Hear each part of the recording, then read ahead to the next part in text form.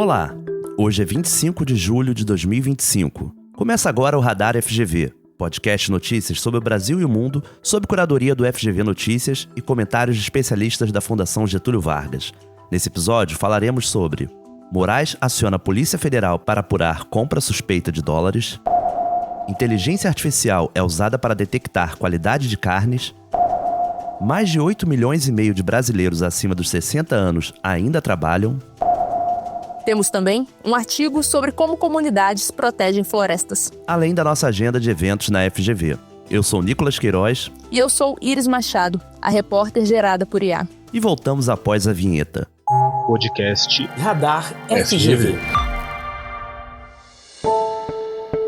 O tarifaço imposto pelo presidente Donald Trump ao Brasil segue tendo desdobramentos. Um dos mais recentes e comentado ao longo da semana na imprensa foi a investigação solicitada pelo ministro do Supremo, Alexandre de Moraes, para a Polícia Federal investigar compras suspeitas de dólares na véspera do tarifaço.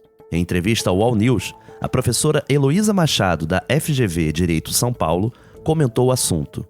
Se houver, de fato, a comprovação de que aliados de Eduardo Bolsonaro ou de Jair Bolsonaro souberam antecipadamente desse tarifaço e usaram essa informação para benefício próprio, para cometimento desse crime, é muito possível que isso, de fato, transforme numa investigação criminal. Tanto o Brasil como qualquer país que regula seus mercados possuem leis que criminalizam esse tipo de conduta de especulação baseada em informação privilegiada. E aqui, claro, o crime é cometido por quem se aproveitou desse cenário, se aproveitou de uma medida que prejudica muito o país para fazer um enorme lucro em pouquíssimo tempo, de maneira absolutamente desleal e também, querendo ou não, apostando contra o próprio país. Então, muito em breve haverá uma posição sobre a Procuradoria-Geral da República acerca dessa investigação. Por enquanto, o ministro Alexandre de Moraes determinou sigilo, mas assim que as investigações avançarem, é provável que a gente tenha mais informações. Pesquisadores do Brasil, Canadá e Estados Unidos criaram um sistema de inteligência artificial capaz de prever a maciez e o percentual de gordura intramuscular da carne crua por meio de fotos tiradas com celular.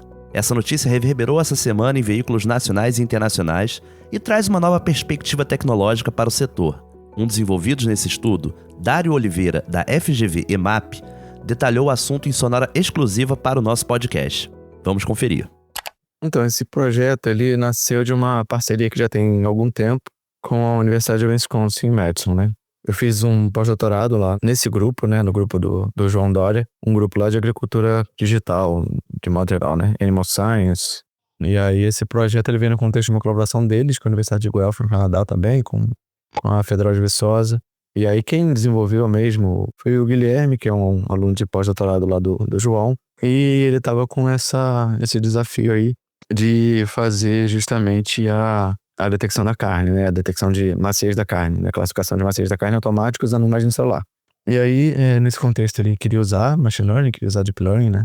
Foi nessa etapa que eu colaborei bastante com ele, ajudei a definir os modelos, a fazer o design de experimento e tal. Fui lá dialogando com ele para que a gente chegasse num resultado legal para a classificação de maciez de carne, tanto bovina quanto suína. Nesse contexto de imaginar um consumidor no mercado, apontando o celular e conseguindo ter essa resposta, mas com impacto, claro, em indústria e tal, de você imaginar que as indústrias poderiam dar um valor agregado de acordo com essa medida de maciez, de uma maneira muito prática e simples, usando a imagem, né, visão computacional. É isso, é nesse contexto de colaboração bem acadêmica mesmo, ainda não existe um produto, né, é um artigo científico publicado numa revista chamada Mid Science, que é a revista mais importante nessa área de proteína animal, né? E a gente vai estreitar mais ainda a colaboração dos grupos aqui. Atualmente, 35 milhões de brasileiros compõem a chamada Geração Prateada, grupo de indivíduos acima dos 60 anos. Além disso, um dado chama a atenção. Mais de 8 milhões e meio de brasileiros desse recorte ainda seguem ativos no mercado de trabalho. Em depoimento para o Jornal Nacional da Rede Globo, Janaína Feijó, pesquisadora do FGV IBRE, explica as questões que levam a esse número.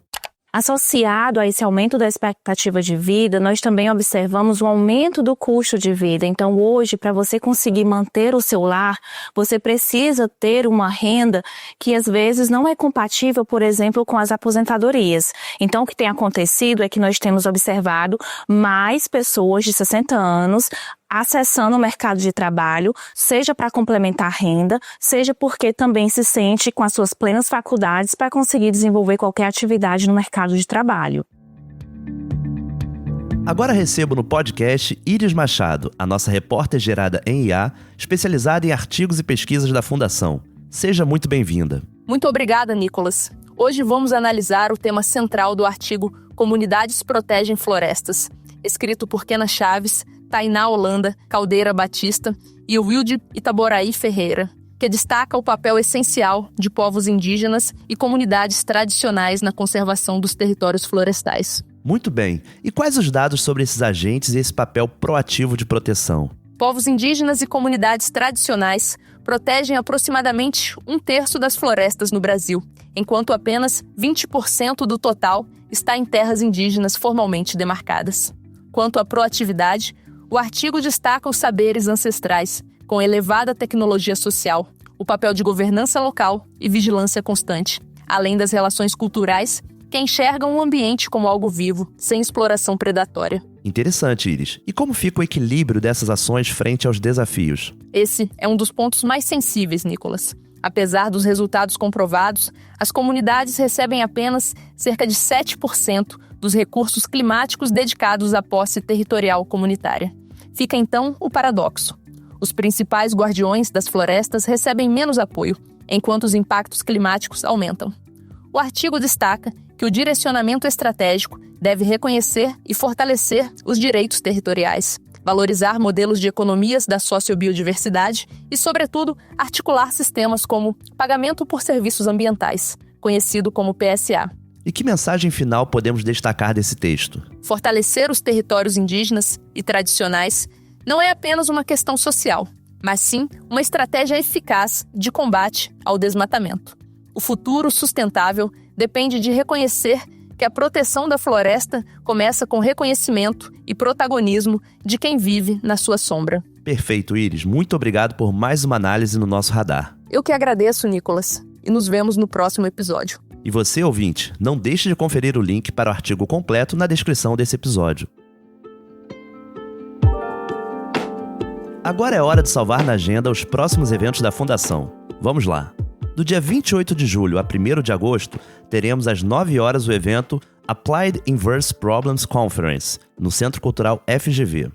Na segunda-feira, temos também o webinar Diálogos Amazônicos, Cadeias da Bioeconomia no Bioma Amazônia, às 19 horas. Já na terça-feira, dia 29, temos às 10 horas o webinar O Mercado de Meios Eletrônicos de Pagamento e Fintechs. Na quarta, dia 30, temos às 18 horas o webinar Liderando uma Organização Centrada no Cliente na Era Digital. Quinta-feira, dia 31, temos às 18 horas o webinar Políticas Públicas Regulatórias, Extrafiscalidade e Desafios Atuais. E para encerrar a semana, dia 1º de agosto, temos o webinar Estado Geral do Meio Ambiente no Brasil e Cidades, às 10 horas. Fica por aqui o nosso Radar FGV. A redação eu divido com Davi Afonso. Nesse episódio contamos com áudios da UOL News e TV Globo.